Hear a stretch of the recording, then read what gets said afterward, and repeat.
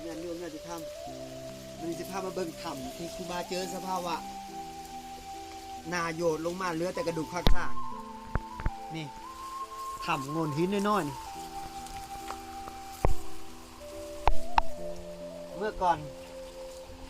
จะบ่มีไม้ทางไปเห็ดใส่ไม้เนาะจ๊ะเนาะเมื่อก่อนนี่จะบ่มีไม้อันนี้นั่งอยู่นี่นั่งภาวนาอยู่นี่ช่วงประมาณดึกๆมากนี่เจอสัก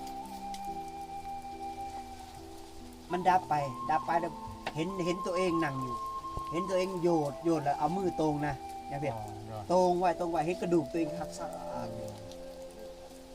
แล้วมันกิเลสมันยานตายเนาะมันขยับมันออกไป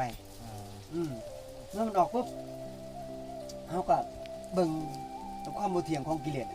โอ้มันยังยานตายอยู่เพราะนั้นก็เลยเร่งความเพียรขึ้นไปนี่แหละทำแห่งนี้อยู่ในวัดหนองหลวงคิริมงคลนี่คันอากาศยังนิ่งปฏิบัติธรรมสุดยอดเลยมงนี้มงเขาหน่อยแจ้งเกิดมงครูบาแจ้งเกิดได้เห็นแสงสว่างในธรรมพ่อแม่ครูบาอาจารย์สมหวังเป็นพ่อแม่ครูบาอาจารย์ที่ได้สอนให้เขาหน่อยได้พ่อได้เห็นความจริงได้เห็นแสงสว่างในธรรมเขาหน่อยบูฮูจักว่าสิเอาชาตินี่จะเอายังแบบตอบแทนมันได้มีแต่เขาหน่อยปรณาว่าเขาหน่อยสิปฏิบัติธรรมบูชาตลอดชีวิตปฏิบัติบูชาเนาะโดยจนหอดมือลมหายใจสุดท้ายสิ่งที่ตอบแทนพ่อแม่ครูบาอาจารย์ได้ตอบแทนพระพุทธศาสนาได้สิสร้างคนจนลมหายใจสุดท้ายขอ